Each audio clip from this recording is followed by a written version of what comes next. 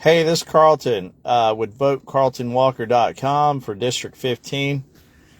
I just left an event where Latrecia Pond was attending, and I want to do a video to clarify a few things why I created PondLoss.com. It is not, and let me repeat this, it is not a personal attack on Latrecia Pond. It's to point out why Latrecia lost to J.A. Moore.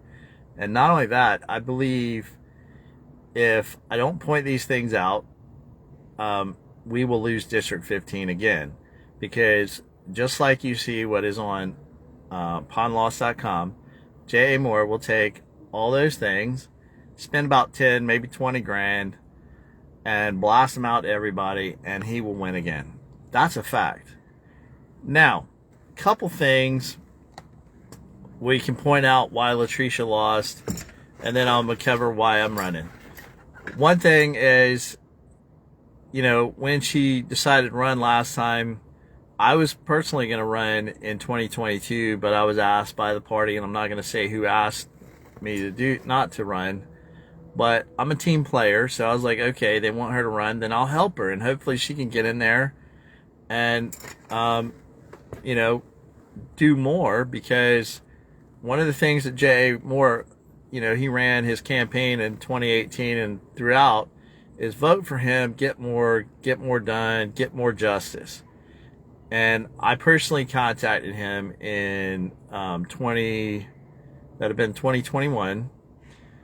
I sent a letter out to the Charleston County delegation asking for help, and I was asking for basically more justice, because I had a judge in the family court system write a court order about me with 6 misstatements of facts. And a court order is basically a law. When a judge writes an order, it's a law. And that was horrible. I want you to take a second and think about this. Imagine yourself, a judge writes a court order about you and your family and your child, and it's false. That's not right. And then you're a pro se dad and you appeal it because you don't have money to have a lawyer, and gets denied, a motion to reconsider, motion to all that stuff. They just deny it and go away. So I sent a letter out to Charleston County delegation, and I was hopeful for Latrecia to win so she could get in there and hopefully get more justice done for me. And so I sent these letters out to everybody in Charleston, the Charleston County delegation. J.A. ignored me. The only man that replied back to me was Representative Mark Smith, and you would have thought he would have been the one to not respond back to me, because he lives in the Daniel Island district. I don't know where he lives, but he represents Daniel Island. You'd think somebody rich like that, they wouldn't care about somebody like me from North Charleston, but that's not the case. It was actually J.A. Moore that ignored me and did not give me more justice. And so I was a little upset, because the relationship, J.A. actually knows me, because back in 2008 to 2012, I had a little landscaping company where I maintained Hooters restaurant, and I redid all their flowers and all that stuff. And every Wednesday I'd go cut their grass, and after cutting the grass, I'd go have some wings and watch the game. And J.A. Moore was a chef, and he would come in there after he got off from work, and he would sit, and me and him broke bread together many times, and we discussed things. This is before Barack Obama won, and he was telling me he's going to run for office one day, and I would never be running against J.A. Moore right now if he would have stuck to his word and got more justice done. He didn't. So I helped Latrecia in 2022, or I offered and she declined. And here's what I offered.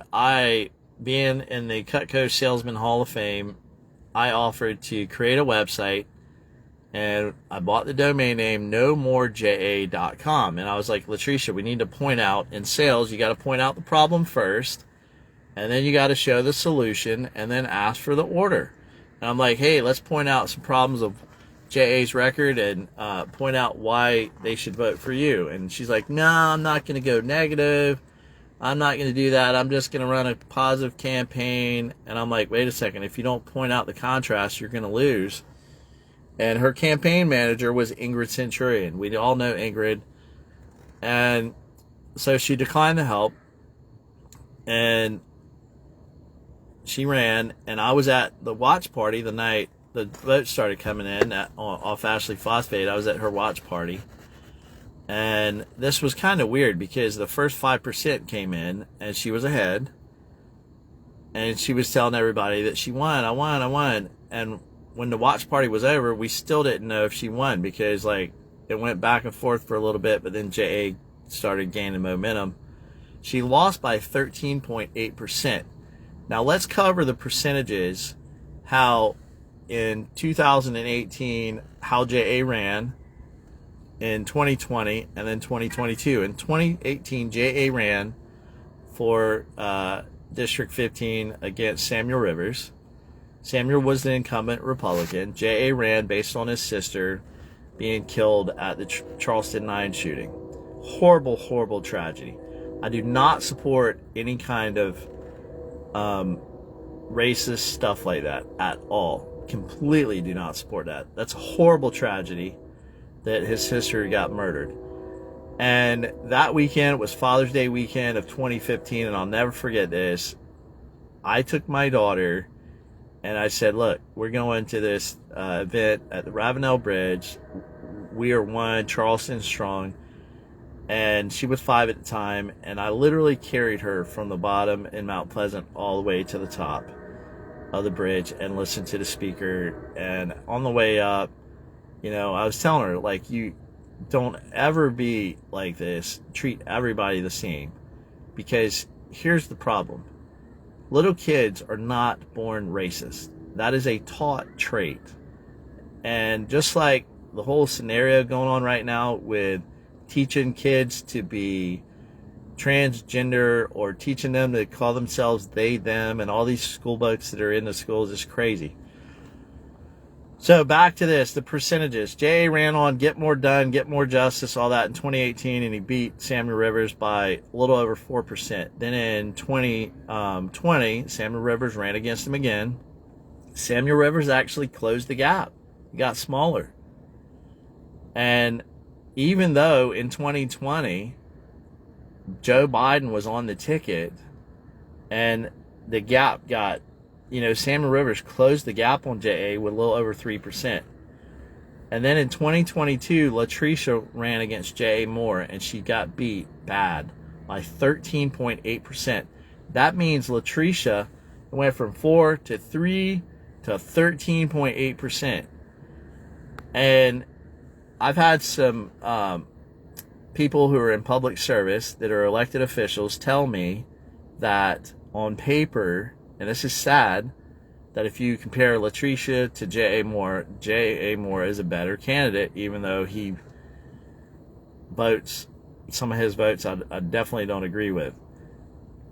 The two things that Latrecia made, I would say, were big mistakes in her campaign in 2022. And now that I'm running and I'm pointing all these things out about J.A. Moore, she's trying to use them and not give me credit for them. So two of the things that she could have used in 2022. One is Alex Murdaugh, the guy that we all know that was convicted of murdering his wife and his son, and he pled guilty to stealing millions of dollars of money. Millions. J.A. Moore accepted $1,000 from Alex Murdaugh in the 2020 election cycle. Like that year, 2020. Look it up. SC Ethics Reports on the web. J.A. Moore. Go to 2020, search. You'll see Alex Murdaugh donated him $1,000. Back then, that was before he killed his wife and his kid. And we found out that he pled guilty to all that stuff. But since he's pled guilty, and nowhere can I find that J.A. Moore gave that money back. That's something that Latrecia could have used against him 2 years ago. The next thing, this is, I would say, pretty big. J.A. voted against saving women's sports. Like, well, what is that? But that came out in May of 2022. It was turned into law to stop trans women who were biological men from competing in women's sports and taking all the trophies. J.A. voted against that. What? Yeah, and Latrecia did not use that against J.A. Moore. That's, I think, is a pretty big problem. Another thing, so we got that, and we have the Alex Murdaugh thing. We have Latrecia. Everybody agrees that everybody likes Latrecia. Great. And I had one person tell me it's about likability, and that people are getting upset at me because I'm pointing out these things. Well, I think the voters spoke for Latrecia's likability as a representative in 2022. Also, the definition of insanity is doing the same thing over and over again, thinking you're going to get a different result. The reason I have put me in coach on my flyer is in the reason I have that is, here, let me turn some lights on in this thing. Well, oh, nope, gotta put the key in the thing. Hopefully you can still see me. All right, so what we're getting at is why I have put me in coach. We have lost that seat to J.A. Moore 3 times. 1, 2, 3. So it's the first quarter. Samuel Rivers lost by 4%. Second quarter, Samuel Rivers lost by a little over 3%. Third quarter, we got smoked. Latrecia lost the race against J.A. Moore by 13.8%. It is the fourth quarter, ladies and gentlemen. We cannot afford to do the same thing over and over, thinking we're going to get a different result. I believe I am the only candidate that can beat J.A. Moore because of my experience. I know J.A. I know how to beat him. I know how to point out the problem and show the solution. Latrecia does not know how to do that, and right now she is upset. She's saying I'm personally attacking her. I'm not doing that. I'm just pointing out the facts. And you be the judge. So it's the fourth quarter.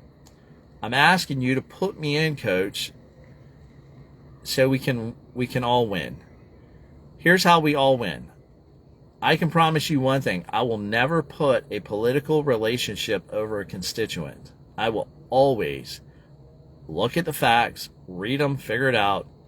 And if you're in a situation like I was in, with a judge wrote 6 misstatements of facts about you, and that judge is coming up for reappointment to get put back on the bench, I am from the old school mentality that as a 4th generation veteran, you can get a bunch of attaboys. Hey, you did a great job, but you get one FUBAR. A FUBAR, I won't tell you what FUBAR stands for. You'll have to look it up.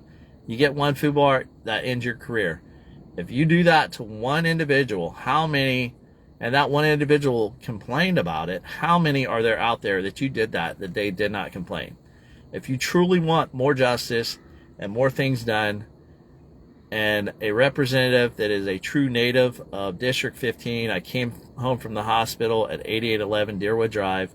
I went to Deer Park Baptist Church for kindergarten. I went to A.C. Cochran Elementary School for 1st grade. I was on the A.C. Cochran Pee Wee baseball team. I went through this neighborhood and Northwoods Estates and Deer Park. Outsold my teammates, but I was a team player, and we were able to buy new uniforms and equipment for our team. And I was a team player in 2022, and I stepped aside and gave Latrecia a shot. I'm asking for you to be a team player. Actually, I'm asking for you to be the coach, and put me in, coach. Put me in, and let's win. That's it for Carlton Walker. Go to votecarltonwalker.com, and you can find out more about me than probably any other candidate. Go to nomorejamore.com and go to pondloss.com. And like I said, that's not a personal attack on Latrecia Pond. Put me in, coach, in 2024 so we can all win. See ya.